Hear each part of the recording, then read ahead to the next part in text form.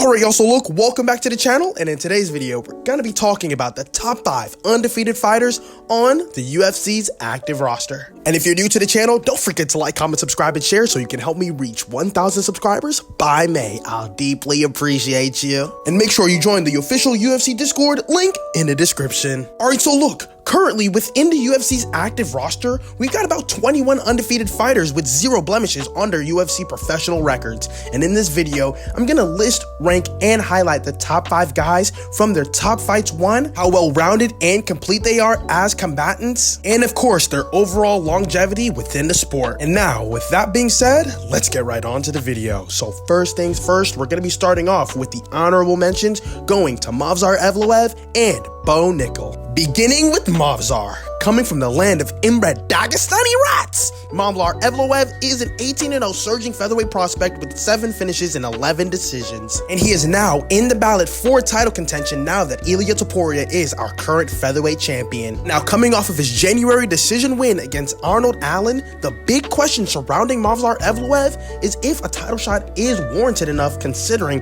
his current resume only consists of 7 finishes, 3 KOs, 4 submissions, and 11 decisions.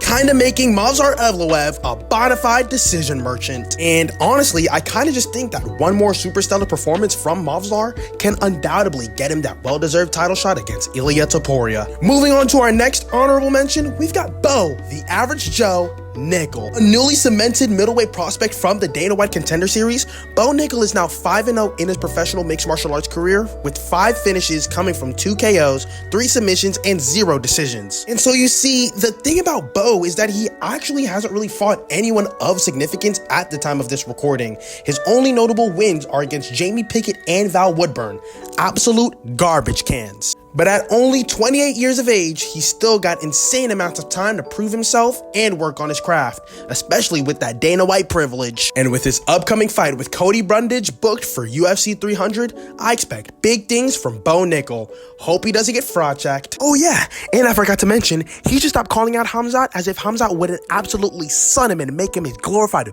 bitch in that octagon. Now, moving on to our 5th ranked fighter on the list, we've got Ian Machado Gary. Ian Gary is a soaring welterweight prospect with a perfect 13-0 unbeaten record and probably is one of the biggest draft picks for #1 UFC prospects to look out for in the year of 2024. And now, with notable ranked wins over Neil Magny and Jeff Neal, this 27-year-old Irish lad has an aspiring, bright future ahead of him. And personally speaking, for Ian Gary's next fight, I want to see him take on the People's Champion, America's Champion, and Donald Trump's favorite fighter in Colby Chaos Covington. I honestly just think with how the welterweight division is stacked up right now, a fight between the welterweight's 2 top guys in Ian and Colby is kind of a no-brainer and just makes sense. This fight absolutely needs to happen in order to prove if Ian's a step above the curve and ready for that title shot, or if Colby Covington's just a washed-up relic from the past, just delaying the inevitable retirement. Now, next up on the list, we've got another inbred Dagestani rat coming from the land of Dagestan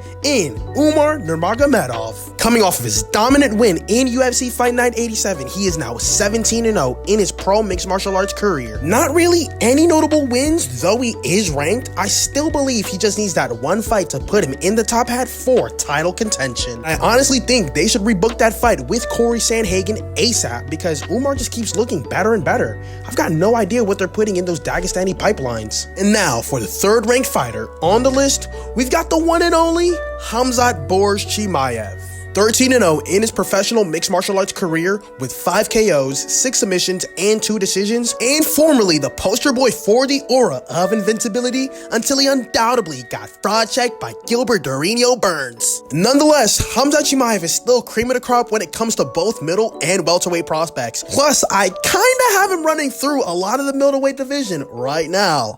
Link in the description. My only qualms with Khamzat Chimaev right now aren't insanely major. We just need to work on that cardio, hire a new striking coach, and tell Dana White to book him some fucking fights. Because as a Khamzat diehard, it just saddens me to see the stark decline in his career and how the glory and fame evidently changed him for the worst. He went from fighting twice a week to now fighting once a fucking year, as well as losing that unbeatable hunger and spirit. But at the same time, I still have to take into account that he's still a 29-year-old with his entire career ahead of him.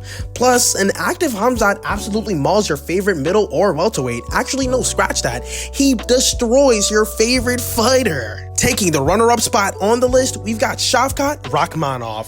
18-0 in his mixed martial arts career, with all 18 wins being finishes. Shaktarrahmanov is taking the welterweight division by storm. And with wins over Neil Magny, Stephen Wonderboy Thompson, as well as Jeff Neal, Shaktarrahmanov can easily be everyone's #1 draft pick for the best prospect to look out for in 2024.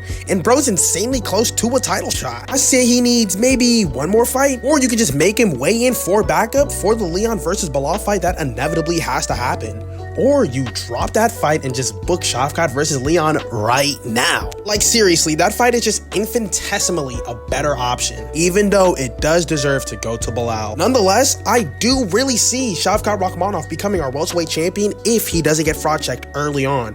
And with a bit more push from the UFC as well as an English teacher, he can undoubtedly become a comfortable draw for the welterweight division. And now, taking the #1 spot on the list, we've got the future GOAT of the featherweight division himself, Ilia Toria. At 15-0 with 5 KOs, 8 submissions, and 2 decisions, coming off of his insanely brutal KO against the current GOAT in Alexander Volkanovski, Ilia Toria is looking to be a quickly approaching superstar for the UFC. And with his insane confidence, fan-friendly fight style, we're low-key looking at a rising golden boy for the UFC. And especially with the connection he's made with Real Madrid, one of, if not the biggest sports league worldwide, well as his dual citizenship to both Georgia and Spain, UFC can legitimately look at Ilia in order to further market the sports brand exponentially. I've got insane levels of confidence for both Ilia's longevity and career. All he needs to do is stop calling for the money and super fights such as Conor McGregor and Sean O'Malley. Apart from that, with due time, I've got Ilia Toria becoming a GOAT of the sport, especially in the featherweight division. Now, with that being said, that concludes the video. Hope you guys enjoyed. Don't forget to like, comment, subscribe, and share. Thank you so much for watching, and I'll see you in the next one. Ciao.